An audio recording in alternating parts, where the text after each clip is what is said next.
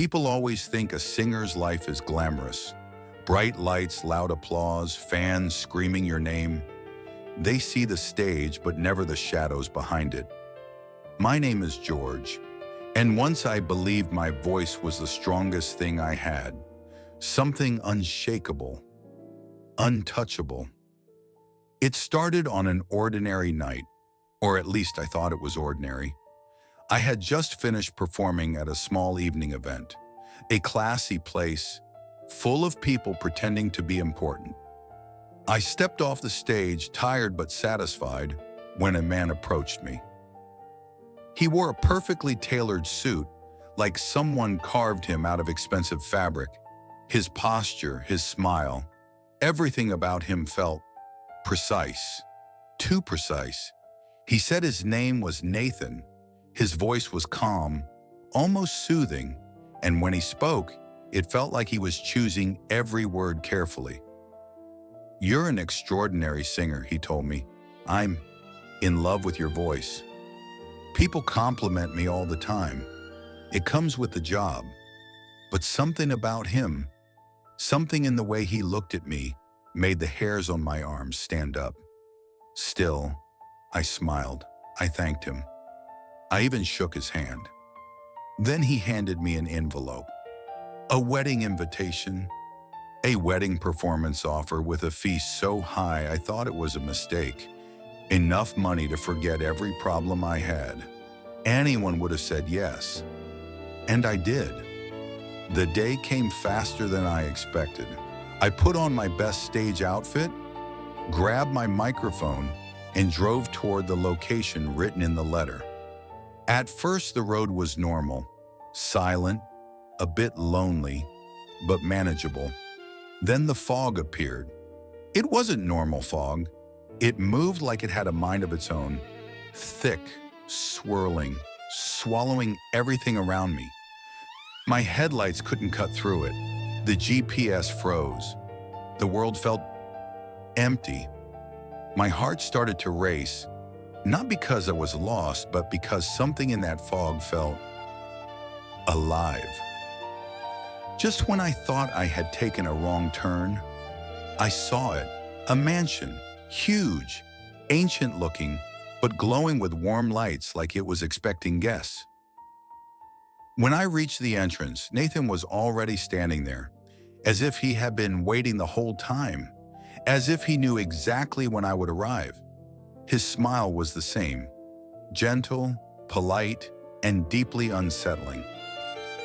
"Welcome, George. We've been waiting for you." "We?"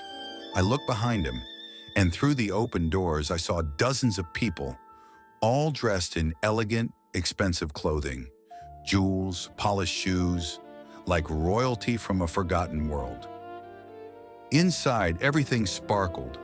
The marble floors reflected my own face. The chandeliers looked like frozen galaxies. But the air smelled strange, sweet but rotten under the sweetness.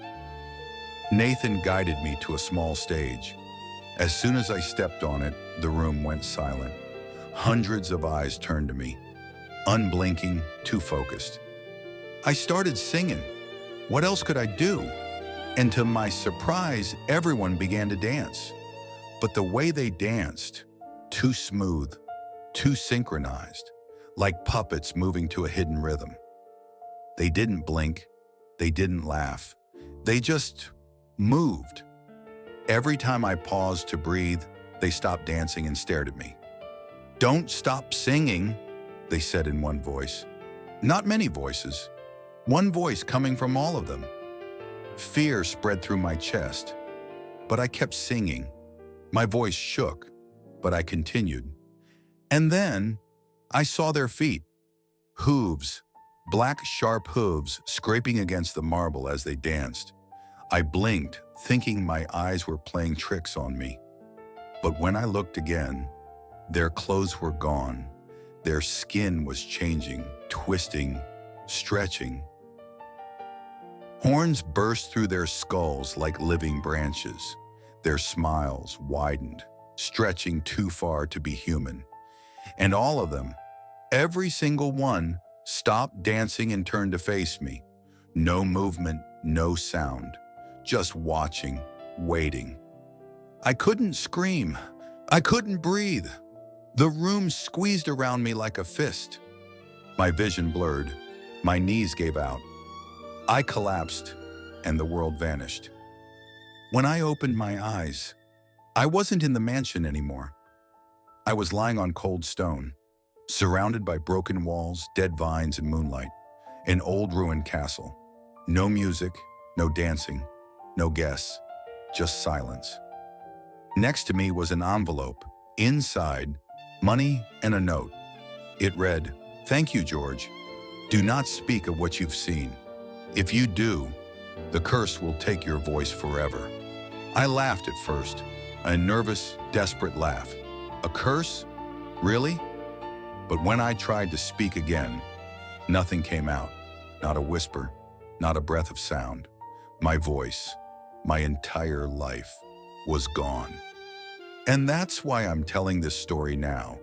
Not with my voice, but with my silence. Because some weddings are not meant for humans, and some songs should never be sung.